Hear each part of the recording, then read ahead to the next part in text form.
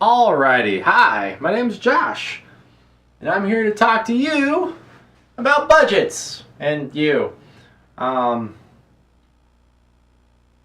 Hopefully, you are here because you have been inspired by the blended retirement video. And you're like, man, I can have millions of dollars? Yeah, you absolutely can. It's actually not hard. Honestly, all you have to do is save. But maybe you don't know how much you can save or how that thing is even, figured out. Like, what can I do? Well, the fundamental best step to do is to make a budget. And to put it, let's see, the official definitions, which again, in the way. Let's see. What is a budget? A plan used to decide the amount of money that can be spent and how it will be spent. Yeah, all right. Like, okay, so you take your income and you break that up into bits and say this specific set of money is going here to gas and food and Netflix. The subdefinition is an amount of money available for spending that is based on a plan for how it will be spent. I guess kind of following in the same line as that. And then the other one is, I think this, yeah. This is my definition. Budgeting is making sure that your expenses don't exceed your income. Simply put, if you're getting $3,000 a month, you probably shouldn't be spending $4,000 a month because that's less. That is a negative amount. You start, simple addition, math, subtraction. Say, okay, well, show me how this budget thing works. Well, there are plenty of Excel. There are apps.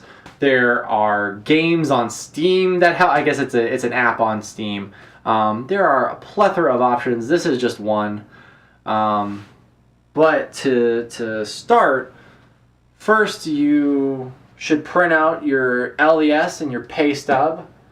And over in the red circle for this specific one, you say, okay, this is my base pay. This is my BAS. This is my BAH. Other forms of income, maybe deployment entitlements, flip pay if you get it. And also, by default, there are deductions that you can't really avoid, such as federal income tax, Social Security, Medicare, SGLI, that stuff. You just total them down. The red box is pretty much your static, not going to change a lot as far as this month goes. Those are your fixed income, entitlements, and deductions.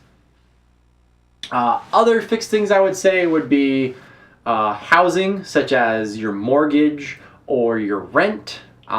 Those have to be in there, right? We have certain basic needs, food, shelter, and healthcare. But that's already being taken care of because we're probably military here. Food. Wait, did I say food? Whatever. So you put down how much your rent is, how much gas you expect to spend per month, right? However often you fill up.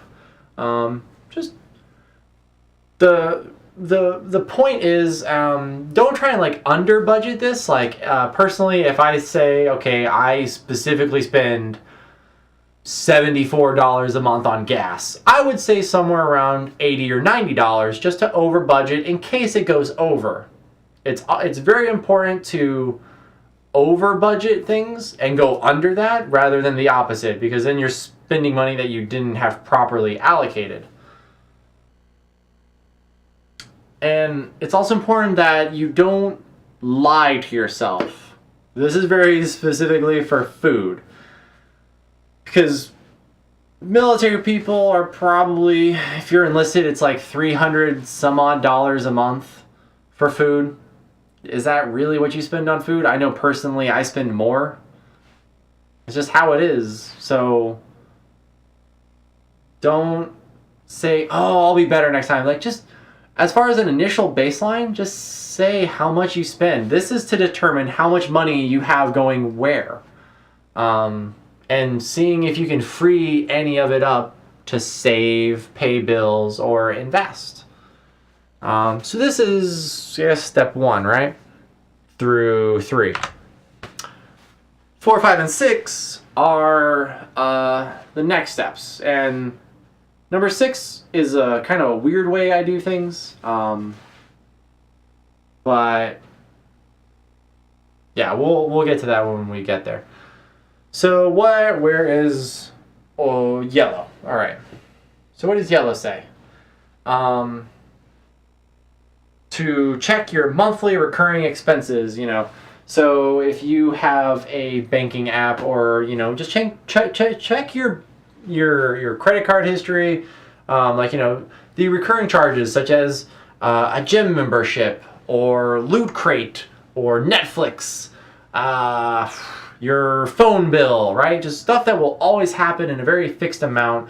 The kind of stuff that you would say is a want, right? Like we've gone past the needs as far as home, transportation, healthcare, and food. But now we're dealing into the things that but I want this, I want that, I want internet.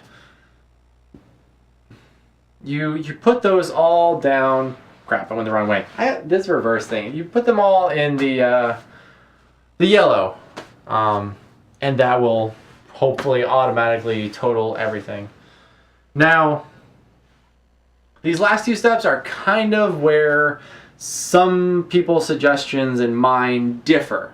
Now, some would do option 6 first, which is say, give yourself some fun money.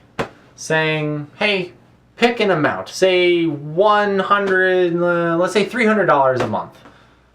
Just for whatever you want to spend. If you want to go to Bass Pro Shop and pick up a fishing pole and some tackle, by all means, that's part of your fun money.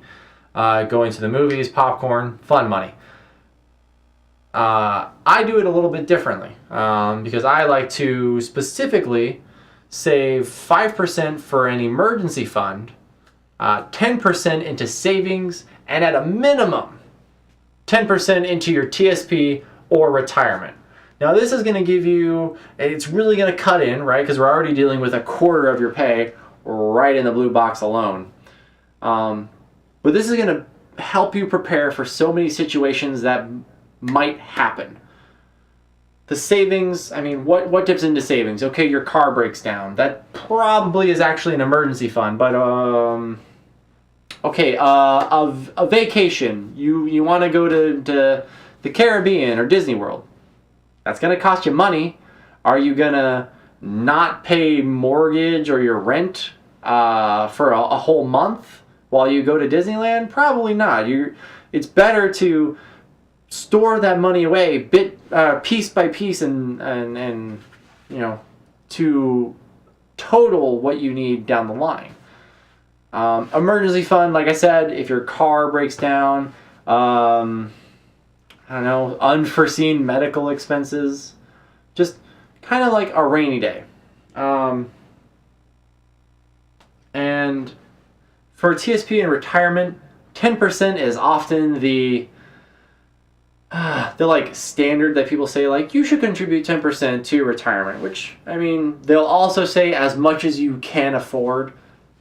Really, it's, what you can afford. 10% is a pretty good minimum, but don't be afraid to go higher than that. If you have excess money between, say you did step 5, right?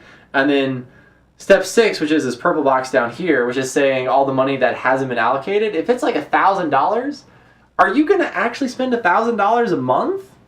That's impressive, but you could also put more into retirement or more into savings or something along those lines, and spending less in the month to month so that you're more prepared for different scenarios, or building to a better retirement. And it's kind of where this whole series is going with, is planning for retirement. If I could inspire you through two stories. The first is of Jack and Jill. In Rick Edelman's book, The Truth About Retirement and Taxes, or no, Retirement and IRAs, that's what it is. He tells a story of Jack and Jill, which is an adaptation of, the little nursery rhyme, where Jill pushed Jack down the hill. Jack bumped his head, yada yada. He didn't end up going to school and just started working at age 18. He was able to contribute to his retirement plan $5,000. And he did this every year for 8 years, totaling $40,000 of contribution. And then he stopped. 47 years later, he had around $2.5 million, $2.6 million, assuming a 10% rate of return. Now, 10% may seem a little high, but follow me here. Jill, on the other hand, went to medical school and then only started working the same year that Jack stopped. So 26, right? Because Jack started at 18, did 8, 26, and then stopped. Stopped saving for retirement, at least. Jill had to contribute the same amount, $5,000 a year, all the way up to age 67. And she, mind you, was getting the same rate of return, 10%, but she still fell short by $300,000. Not only that, but she had to contribute like $250,000 to her retirement, whereas Jack only did $40,000. So the lesson here, the moral of the story is, if you start early, you are able to amass a great fortune without ever really trying. And a very important note here is, some people say, "Oh, I'll just save until I'm later," or I'll just save until later, or until I'm older. Wow, talking a lot. The logical fallacy, I would say, is, how do you expect to save more when you're older if you aren't saving any now? Because, okay, let's say you make currently $3,000 a month and later you make $6,000. Well, generally your expenses are going to go up as you make more. You're going to have to take a huge cut and reduce your quality of life by a very significant amount. It's going to really hurt you if you wait to do that later. If you do it earlier, it kind of tapers how you spend your money as you grow, and you don't have to contribute as much to get to the same amount in total. So that's kind of that lesson there. The other story is more like, it's focusing on patience. The story is, again, in the same book, Rick Edelman,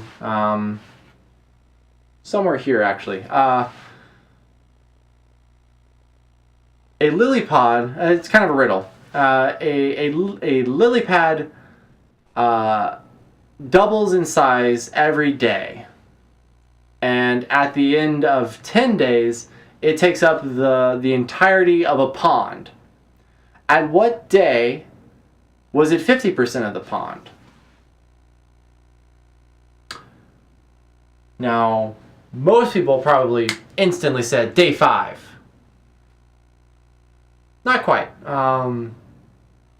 It's actually day 9 that the lily pad was half the size of the pond, because it doubled, right? So, you work backwards and you say, okay, double, the opposite of doubling is halving, so 150, boom, you're there.